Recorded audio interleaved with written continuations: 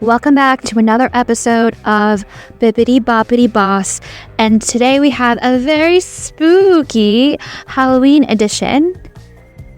But before we get started, I'd love for you to check out my brand new manifestation and intention shop that is currently live. I intend it is so helpful. It helps you maximize and get in the feeling of the wish fulfilled. It's called Shop Inner Sanctum. Check it out. It's fun, and we're going to have some great holiday products coming on there soon.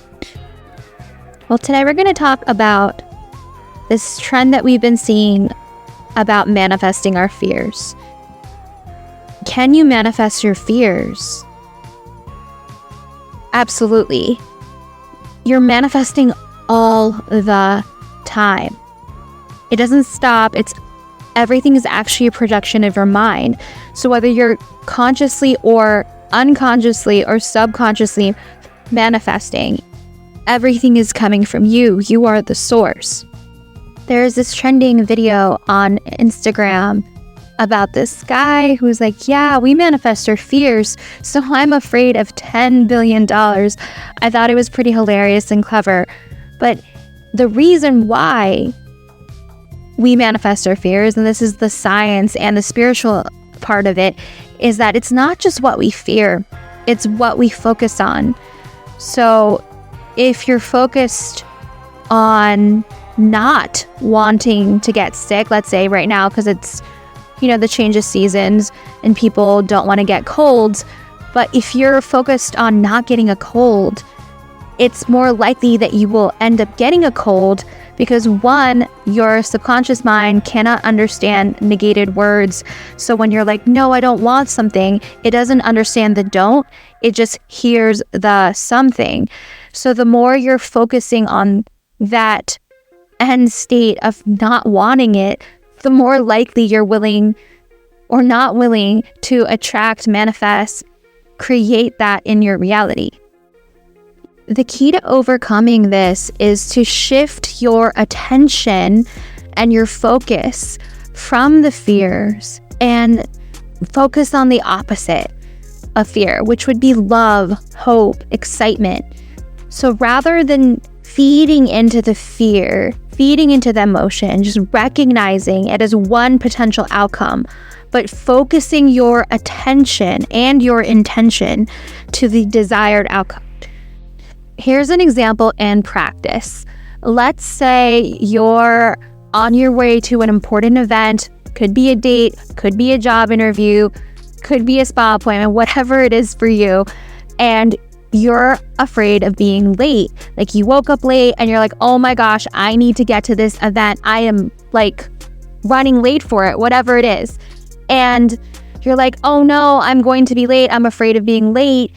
But then you accidentally attract like traffic or like having to get your tire changed, like random things happening to you because you're stuck in the mindset of not wanting to get there late, but because you're so focused on late, or focused on the lack of not getting there on time, then scenarios end up happening around you where you end up getting what you don't want. And that's like the self-fulfilling prophecy of it. But you can easily shift that by being like, I am always going to get there on time, like focusing on best case scenario rather than worst case scenario. And you end up getting that desired result rather than manifesting what you don't want to happen. So how do you prevent this from happening in the future? One, I do want to say that fear is a healthy, normal emotion when used properly, and it's important to recognize when fear is a realistic emotion rather than one that is manufactured based on past events. Like to have that awareness of whether or not that fear is realistic in the moment can help you detrimentally. Like I don't want you to create an unhealthy relationship with fear. I think it's important to understand when it's warranted and when it is not necessary, and being able to focus on that and have that inner alignment comes with knowing who you are, it comes with like a meditation practice. It's like a self-awareness that is grown through time. But when you recognize that, wow, you know what, I actually don't have anything to fear in this moment. I am actually safe, I'm secure, and that the fear is just a projection of a past event that I am remembering, you can shift your energy in that moment and be like, I am hopeful for this scenario. I am excited about this. I am focused on the love energy and the happiness and the joy that I'm going to experience rather than living in the state of fear. And when you can recognize that within yourself, it will shift your entire world and your experience dramatically. Of course, when you're in it, it can be a little bit more overwhelming to shift when something might be dire. So let's say you're in the middle of an emergency and you're like, oh no, like I don't want this fear to play out. That is when you go within and you're like, I intend best case scenario will happen.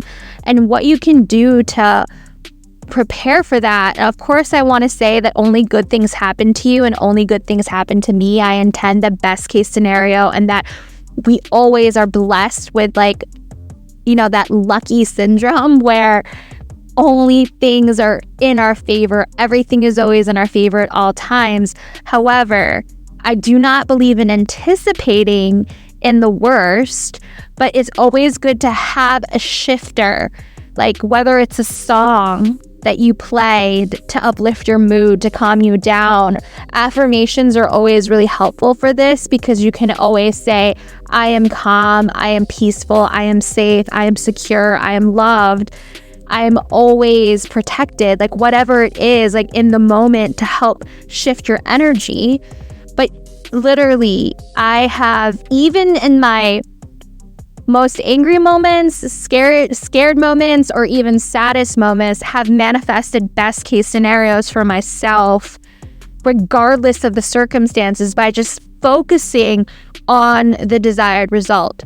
So you're able to manifest your ideal scenarios regardless of your emotions if you just continue to focus on what you want. Because remember, you're not just manifesting your thoughts and your feelings, you're ultimately manifesting your beliefs, but also who are you being? So who are you being today? And are you the person that allows fear to get to you?